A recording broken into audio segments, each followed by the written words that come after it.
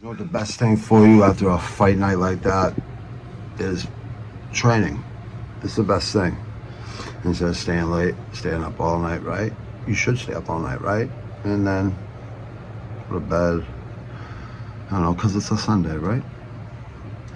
That's what you gotta remember. Like, fights go into Sunday mornings. So get your workouts in then.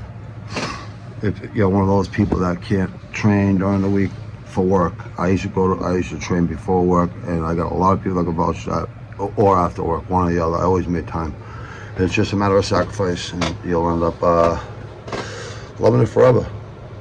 Like pouring sweat, strength and conditioning, quadruple sets every single time. It's just mixing it up a little bit. A lot of shadow boxing, a lot of technique, a lot of footwork, a lot of heavy hands, a lot of push-ups, a lot of stretching, a lot of abs, a lot of explosive moves like low kicks, body kicks. I mess around with a head kick here and there. I don't want to show off.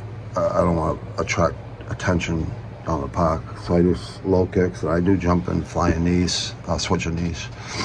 And I definitely practice on both sides. I have since I sparred with Sean Gannon. That kid was the hottest kid I ever sparred with. I sparred with some really good guys.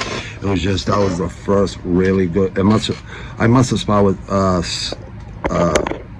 Southpaws before, but he was the best one I ever sparred with because he was pretty fucking good. I was shocked when I seen him in the ring because he was such a nice kid in school. I never thought he was a fighter. You know, I just never thought he was like in the boxing.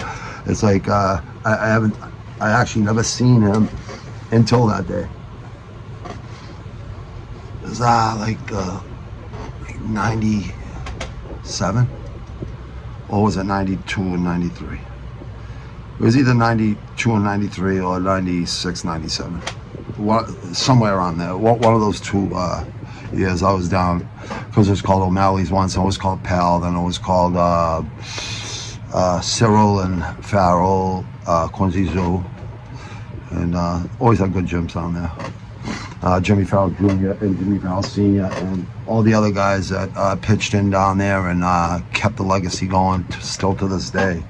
Nicholas, Cyril, good kid down there.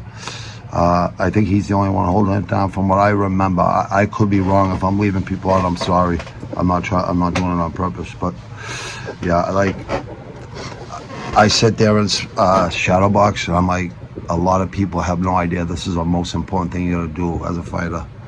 Like moving backwards, moving sideways, you know, moving your head every time, keeping up the center line. You're not even looking at your shadow, really. You're just imagining an opponent coming at you and throwing punches, and you're hitting them from different angles. You gotta move your feet and stay on balance at all times.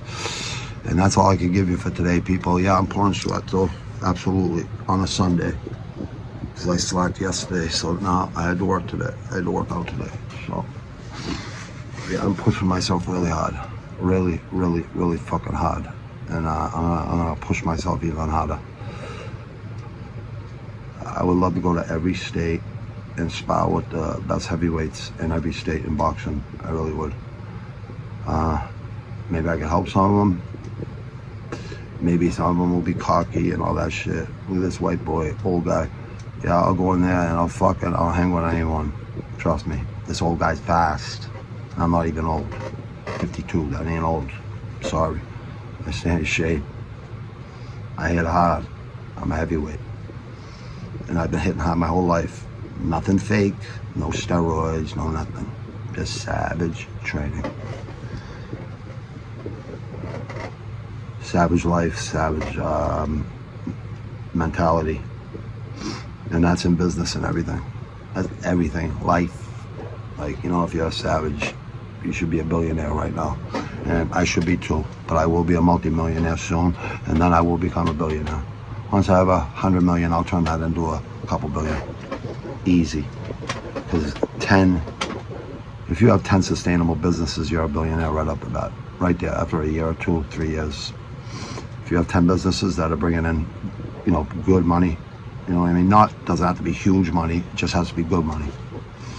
And yeah, I have big goals. I've always made a lot of money, but I always, you know, kids cost a lot of money. Not only that, like, you know, I spent a lot of it recklessly too, you know what I mean? Let's be honest, of course I did.